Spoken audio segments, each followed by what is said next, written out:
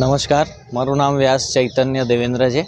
આવનારી બરોડા બાર ઇલેક્શનની ચૂંટણીની અંદર મેનેજિંગ કમિટીના પદ પર મેં ઉમેદવારી નોંધાવી છે.